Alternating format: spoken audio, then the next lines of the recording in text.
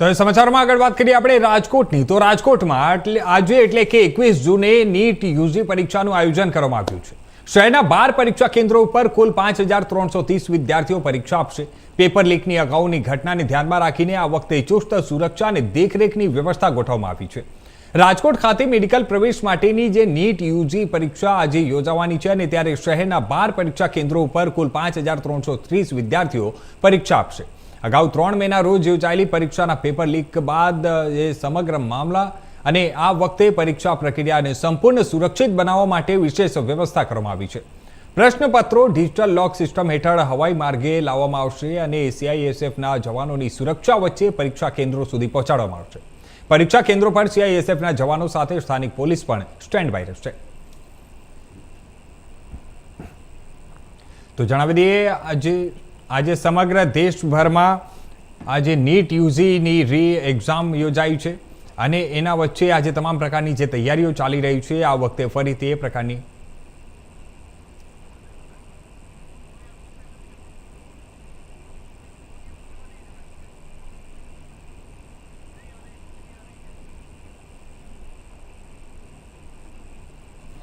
તો જણાવી દઈએ રાજકોટમાં 12 કેન્દ્રો ઉપર 5330 વિદ્યાર્થીઓ પરીક્ષા આજે આપવાના છે અને જેને લઈને તમામ પ્રકારની તૈયારીઓ કરી લેવામાં આવી છે અને તૈયારીઓ વચ્ચે આજે જણાવી દઈએ કે સીઆઈએસએફ તરફથી આ સમગ્ર પેપર એ હવાઈ માર્ગે લઈ જવામાં આવશે અને હવાઈ માર્ગે સમગ્ર દેશભરમાં સીઆઈએસએફના જવાનો આ પરીક્ષા કેન્દ્રો ઉપર પરીક્ષા પેપર પહોંચાડશે.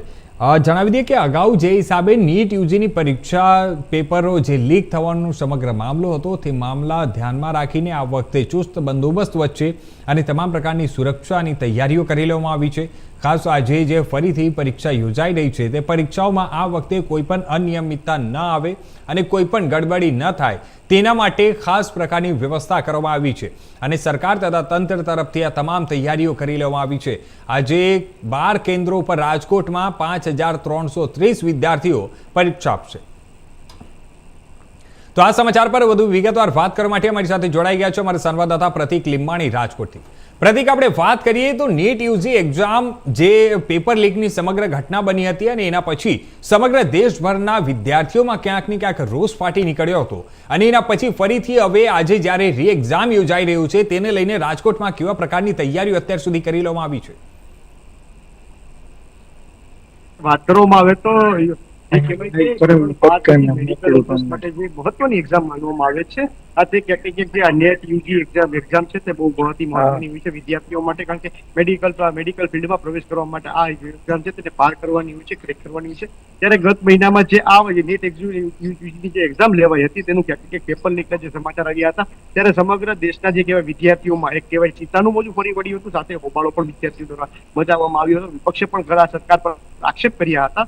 ત્યારે હાલ અત્યારે જે કહેવાય કે જૂન મહિનાની 26 આજથી 21 તારીખે છે ત્યારે નીટ યુજીની એક્ઝામ છે તે એક્ઝામ યોજાવા જઈ રહી છે. ત્યારે રાજકોટ ખાતે 12 કેન્દ્રો ઉપર આ પરીક્ષા યોજાવાની છે અને 5330 જેટલા વિદ્યાર્થીઓ છે ત્યાં નીટ યુજીની એક્ઝામ થશે. ત્યારે સીઆઈએસએફના જવાનો દ્વારા આ પેપર છે તે હવાઈ માર્ગે જે તે કેન્દ્રો છે ત્યાં મોકલવામાં આવશે અને જે કહેવાય કે આજ સવારથી જ સીઆઈએસએફના જવાનો સાથે જે કહેવાય સ્થાનિક પોલીસ છે તે જે કે રાજકોટના જે પરીક્ષા કેન્દ્રો છે તેનો મોરચો સંભાળી લીધો છે અને જે કોઈ નીચે બનાવ ન બને તે માટે અત્યારે કહેવાય કે સ્ટેન્ડ બાય પોલીસ અને જવાનો રાખવામાં આવી છે. સાથે વિદ્યાર્થીઓ કોઈ અગવડતા ન પડે તેના માટે રાજકોટ જે ગુજરાત એસટી વિભાગ અને રાજકોટ રેલવે વિભાગ છે તેના દ્વારા પણ કહેવાય કે વધારાની બસો અને ટ્રેનોની ફાળવણી કરવામાં આવી છે. સાથે વિદ્યાર્થીઓને પરીક્ષા પૂર્ણ થયા બાદ ઘરે જવામાં કોઈ તકલીફ ન પડે તેના માટે એક્સ્ટ્રા બસોનું પણ અને ટ્રેનોનું પણ આયોજન આગોતરું આયોજન છે તે બધે વિભાગ દ્વારા કરવામાં આવ્યું છે. ત્યારે આ જે કહેવાય કે પરીક્ષામાં કોઈ ગેરરીતિ ન અચરાય તે માટે કહેવાય ડેપ્યુટી કલેક્ટર કક્ષાના જે અધિકારીઓ છે તેને સ્ટેન્ડ બાય રાખવામાં આવ્યા છે. સાથે જે કહેવાય જે કહેવાય કે વેરિફિકેશન કોડ વેરિફિકેશન છે સહિતની જે બારકોડ જે વેરિફિકેશન છે સહિતની જે વસ્તુઓ છે તે કરવામાં આવશે અને જે કહેવાય બાયોમેટ્રિક થી વિદ્યાર્થીઓને જે સ્કેનિંગ કરીને જે કહેવાય પરીક્ષા કેન્દ્રમાં એન્ટ્રી આપવામાં આજ 2 વાગે છે શરૂ થવાની છે અને જે આ 131 સુધીમાં જે કહેવાય વિદ્યાર્થીઓને અંદર વર્ગખંડમાં પ્રવેશ મળશે. એ બાદ 2 વાગે એક્ઝામ શરૂ થશે અને 5 વાગે એક્ઝામ પૂર્ણ થશે. ત્યારે સુરક્ષાના ભાગરૂપે કહેવાય સ્ટેન્ડ આજે સ્થાનિક પોલીસ અને સીએસએફના જવાનો સ્ટેન્ડ બાય રાખવામાં આવી છે. પેરામેડિકલ ને ડોટની ટીમ અને ફાયર વિભાગના સાધનો પણ ઇક્વિપમેન્ટ સાથે કહેવાય સ્ટેન્ડ બાય રાખવામાં આવ્યા છે. આ વીજ વિભાગ જે પશ્ચિમ ગુજરાત વીજ કંપની લિમિટેડ છે તેને પણ સ્ટેન્ડ આજે કહેવાય સૂચન આપવામાં આવ્યું છે રાજકોટ જિલ્લા કલેક્ટર દ્વારા કે પરીક્ષા દરમિયાન વીજ પુરવઠો તેનું ખાસ ધ્યાન રાખવું ત્યારે હાલ સમગ્ર મામલે અત્યારે નીટ યુજીની એક્ઝામ છે તેના વિરોધના વલણો વચ્ચે જે એક્ઝામ પરીક્ષા શરૂ થઈ છે ત્યારે વિદ્યાર્થીઓની આશા છે કે આ વખતે પરમ કૃપાળુ ઈશ્વરની કરુણા થકી કાલના પેપર સારા જાય અને ક્યાંક જે પેપર ફૂટવાની જે કે ન બને સરકાર પણ તેને નીચે છે અને વિદ્યાર્થીઓને જે કહેવાય કે જેનું સપનું સાકાર કરવા માટે જે એક્ઝામ છે તેમાં સારી રીતે એક્ઝામ પૂર્ણ કરી શકે તેવી હાલત કવરેજ કરી છે.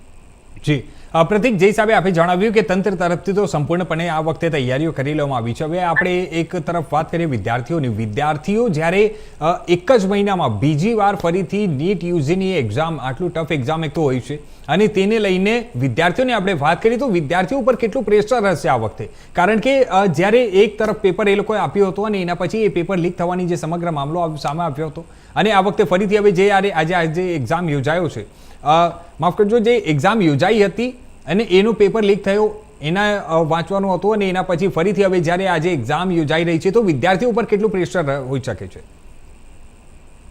જે રીતે વાત કરવામાં આવે તો ગત મહિનામાં જે નીટની જે એક્ઝામ યોજાઈ હતી અને જે તેનું પેપર ફૂટવાની જે ઘટના સામે આવી હતી ત્યારે ક્યાંક વિદ્યાર્થીઓ હોબાળો મચાવ્યો. સાથે કેટલાક જે કહેવાય સંગઠનો છે, વિદ્યાર્થી સંગઠનો, તેના દ્વારા પણ સરકારને સૂચન કરવામાં આવ્યું હતું, સરકાર પાસે માંગ કરવામાં આવી હતી કે આના જવાબદારો સામે કડકમાં કડક પગલાં લેવામાં આવે. ત્યારે ક્યાંક ને કારણ કે જે રીતે મેડિકલ ફિલ્ડના ઇન્ટરેસ્ટ માટે જે એક્ઝામ છે તે બહુ મહત્વની છે.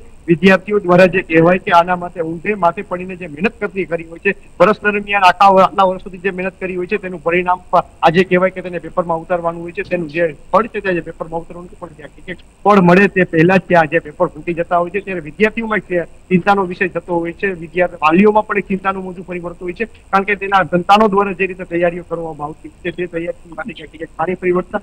અત્યારે જે વિદ્યાર્થીઓ પેપર ચિંતિત છે પણ હાલ અત્યારે વિદ્યાર્થીઓને એક આશા છે કે આ વખતે સરકાર દ્વારા કડક પગલાં લઈ પેપર ન ફૂટે તેવી કામગીરી કરવામાં આવશે. જી ધન્યવાદ પ્રતિક, અમારી સાથે જોડાવા માટે અને આ તમામ માહિતીઓ અમને આપવા માટે.